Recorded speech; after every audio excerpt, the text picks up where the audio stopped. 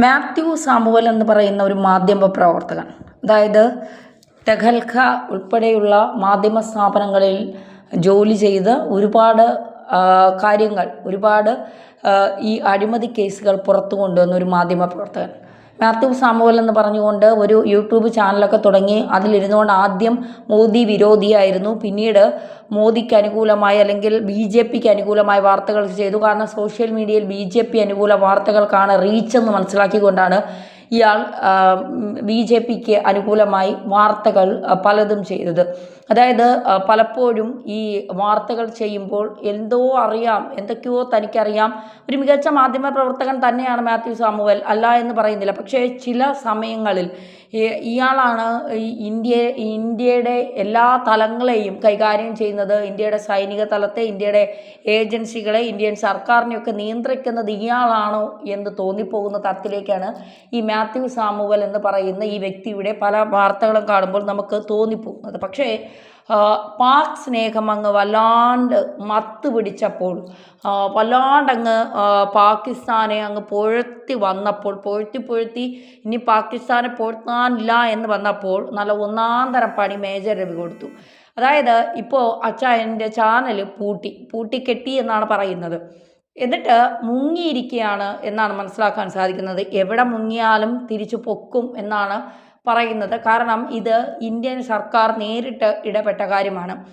അതായത് മാത്യു സാമുവൽ പറഞ്ഞത്, പാകിസ്ഥാൻ തന്നെ പറയുന്നു, പാകിസ്ഥാൻ്റെ 5 വിമാനങ്ങളാണ്, ഇന്ത്യയുടെ 5 വിമാനങ്ങളാണ് പാകിസ്ഥാൻ എന്താ പറയുക നശിപ്പിച്ചത് എന്ന് പാകിസ്ഥാൻ പറയുന്നു. പക്ഷേ മാത്യു സാമുവൽ പറയുന്നു 7 വിമാനങ്ങളാണ് ഇന്ത്യയുടെ 7 വിമാനങ്ങൾ തകർത്തു. ഇന്ത്യയുടെ പ്രതിരോധ ശക്തിയെ തകർക്കാൻ വരെ പാകിസ്ഥാന് കഴിയും. പാകിസ്ഥാൻ അത്രത്തോളം വളർന്ന് വലുതായി പന്തലിച്ച് ഇങ്ങനെ നിറഞ്ഞാടി നിൽക്കുന്ന ഒരു രാജ്യമാണെന്നൊക്കെയാണ് പറയുന്നത്.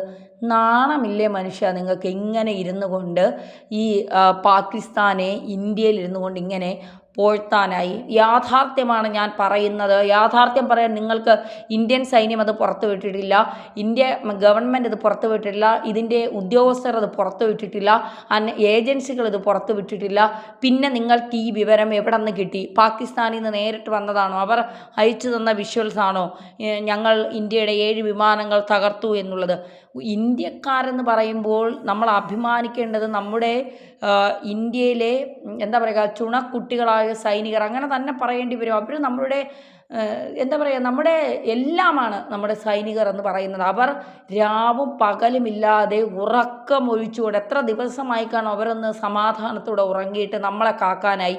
അവർ അത്രത്തോളം ഉറക്കമൊഴിച്ചുകൊണ്ട് നമുക്ക് ഓരോരുത്തർക്കും വേണ്ടി അവരിങ്ങനെ കാവൽ നിൽക്കുമ്പോൾ ഇയാൾ പറയുകയാണ്, ഈ മാത്യു സാമുവൽ എന്ന് പറയുന്ന ഈ ലോകത്തെ തന്നെ കയ്യിൽ വെച്ച് അമ്മാനമാടുന്നെന്ന് സ്വയം വിചാരിക്കുന്ന ഇയാൾ പറയുകയാണ്, അല്ല പാകിസ്ഥാൻ ഇന്ത്യയുടെ 7 വിമാനങ്ങളെ തകർത്തു എന്ന് പറഞ്ഞുകൊണ്ട് ഏകദേശം 8,000-ഓളം യൂട്യൂബ് ചാനലുകൾ ഈ പാകിസ്ഥാൻ അനുകൂലമായി ഇന്ത്യയിൽ ഇരുന്നു കൊണ്ട് പ്രസംഗിച്ച് പണം വാരുന്ന 8,000 യൂട്യൂബ് ചാനലുകൾ കേന്ദ്ര സർക്കാർ പൂട്ടിക്കെട്ടി എന്നാണ് പറയുന്നത്. അതിലൊന്നാണ് ഈ മാത്യു സാമുവലിൻ്റെ ഈ ചാനൽ എന്ന് പറയുന്നത്. നമ്മൾ എത്ര പൊങ്ങി പറഞ്ഞാലും സമ്മാനം വാങ്ങിക്കാൻ താഴെ വരണമെന്ന് പറഞ്ഞതുപോലെ എത്ര പദവികൾ അലങ്കരിച്ചാലും, എത്ര അഴിമതികൾ പുറത്തു കൊണ്ടുവന്നാലും, എത്രയൊക്കെ നേട്ടങ്ങൾ ഉണ്ടാക്കിയെന്ന് പറഞ്ഞാലും ഒരു ചെറിയ ഒരു തെറ്റ് നമ്മുടെ ഭാഗത്തു നിന്ന് ഉണ്ടായാൽ മതി, അതോടുകൂടി എല്ലാം തീരുമെന്നുള്ളതാണ്.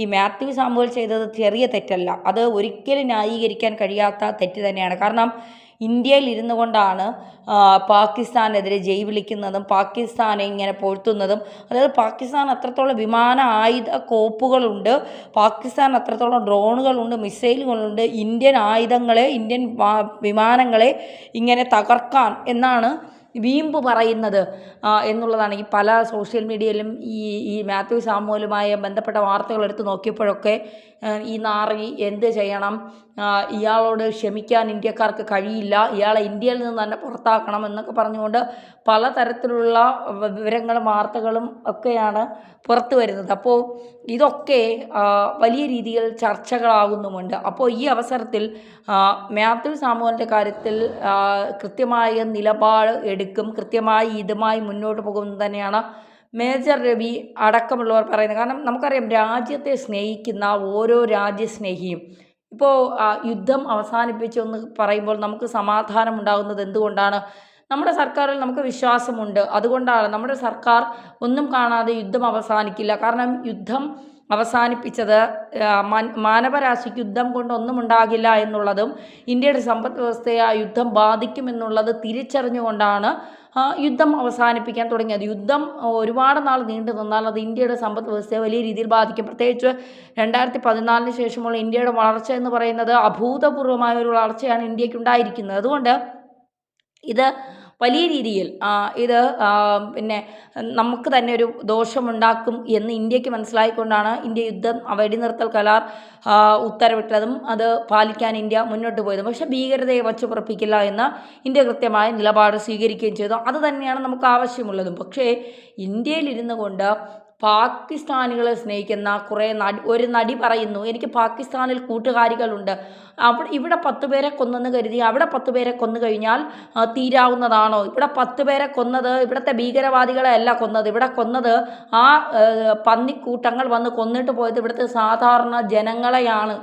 അത് മനസ്സിലാക്കാതെ എനിക്ക് കശ്മീരിൽ ഫ്രണ്ട്സ് ഉണ്ട്, എനിക്ക് പാകിസ്ഥാനിൽ ഫ്രണ്ട്സ് ഉണ്ട്, ഒരു 1-2 ഫ്രണ്ട്സ് ഉണ്ട് എന്ന് കരുതി പാകിസ്ഥാനിലെ ഭീകരവാദികളെ പോലുള്ളവർ നല്ലവരാണ് എന്ന് സമർത്ഥിക്കാൻ വരരുത്. അതുപോലെ തന്നെ പാകിസ്ഥാനിലെ ഭീകരവാദ കേന്ദ്രങ്ങളാണ് ഇന്ത്യ ആക്രമിച്ചത്, എന്നാലും വിട്ടുതരില്ല. പാകിസ്ഥാന് വേണ്ടി കരഞ്ഞ് നിലവിളിച്ച് മെഴുകുന്നവരെ പാകിസ്ഥാൻ പ്രേമികളെയൊക്കെ ഇന്ത്യൻ സർക്കാർ നോട്ടമിട്ടിട്ടുണ്ട്. ഒരു നടിയുടെ പാക് ബന്ധമൊക്കെ അന്വേഷിക്കാൻ രഹസ്യമായി അന്വേഷിക്കാൻ ഇന്ത്യ തീരുമാനിച്ചിട്ടുണ്ട്. അതുപോലെ തന്നെ ഒരു ബിഗ് ബോസിൽ നിന്നിറങ്ങിയ ഒരു താരം വലിയ വർത്തമാനമൊക്കെ പറയുന്നത് കേട്ടു. ഇന്ത്യയിൽ ഇരുന്നുകൊണ്ട് ഇന്ത്യയുടെ എല്ലാ ആനുകൂല്യങ്ങളും പറ്റിക്കൊണ്ട് ഇവനൊക്കെ നാണവും മാനവും ഇല്ലേ എന്നാണ് ചോദിക്കുന്നത്. ഇന്ത്യയിൽ ഇരുന്നുകൊണ്ട് പാകിസ്ഥാൻ ഇങ്ങനെ പൊരുത്താനായിട്ട്, അതും പാകിസ്ഥാനിലെ സാധാരണക്കാരെയാണ് എന്തെങ്കിലും ചെയ്തിരുന്നെങ്കിൽ ശരി, പറയുന്നതിൽ ഒരു ന്യായമുണ്ടെന്നെങ്കിലും നമുക്ക് തോന്നും. ഇത് പാകിസ്ഥാനിലെ ഭീകരരെ ഇന്ത്യ ആക്രമിച്ചതിനാണ് ഇവനൊക്കെ ഇത്ര കഴപ്പുണ്ടാകുന്നത് എന്നുള്ളതാണ്. അതിന് പാകിസ്ഥാനോട് നമ്മൾ 10 പേര് നമ്മളെ 10 പേരെ നിരപരാധികളായ 26 പേരെയാണ് ഇവന്മാർ വന്ന് തോക്കുമുനയിൽ തീർത്തത്. അതും മതം ചോദിച്ചുകൊണ്ട്, കലിമ ചൊല്ലാത്തത് കൊണ്ട്, മതം ചോദിച്ച് തുണി അഴിച്ച് പരിശോധിച്ചത് കൊണ്ടാണ്. ഇതൊക്കെ വല്ലപ്പോഴും വാർത്ത കാണണം, വല്ലപ്പോഴും പത്രമാധ്യമങ്ങൾ വായിക്കണം, എന്നാലേ വിവരം വയ്ക്കൂ എന്നുള്ളതാണ്. അല്ലെങ്കിൽ നിനക്കൊക്കെ അത്ര ബുദ്ധിമുട്ടും ഇതുവാണെങ്കിൽ ഈ മാത്യു സാമുവൽ അച്ചായൻ ഉൾപ്പെടെയുള്ളവർ പാകിസ്ഥാനിലേക്ക് ചേക്കേറുന്നതാണ് നല്ലത് എന്നുള്ളതാണ് യാഥാർത്ഥ്യം. ഇന്ത്യയിൽ നിന്നുകൊണ്ട് ഇന്ത്യയുടെ ആനുകൂല്യങ്ങൾ പറ്റിക്കൊണ്ട് ലേശം ഉളുപ്പും മാന്യതയും നാണവും ഇല്ലാതെ പാകിസ്ഥാന് വേണ്ടി ഇങ്ങനെ കുഴലൂത്ത് നടത്തുന്ന നിന്നെയൊക്കെ ആദ്യം ഇന്ത്യയിൽ നിന്ന് അടിച്ചു പുറത്താക്കി ചാണകവെള്ളം തളിച്ചാൽ മാത്രമേ ഈ ഇന്ത്യ നന്നാവൂ എന്നുള്ളതാണ്. പാകിസ്ഥാനിലുള്ളവർ മുഴുവൻ പാകിസ്ഥാൻ സ്നേഹികളാണ്. അവർ എന്തൊക്കെ ഭീകരത പാകിസ്ഥാൻ കാണിച്ചാലും പാകിസ്ഥാന് വേണ്ടി ജീവൻ കളയുന്നവരാണ്. ഇവിടെയുള്ള കുറേ എണ്ണം ഇന്ത്യയിൽ ഇരുന്നുകൊണ്ട് പാകിസ്ഥാന് വേണ്ടി കരയുകയും പാകിസ്ഥാന് വേണ്ടി മുറവിളി കൂട്ടുകയും ഉള്ളവരാണ്. ഇതിനെയൊക്കെ വേണം ആദ്യം അടിച്ചിവിടുന്ന് ദൂരെ എറിയാൻ.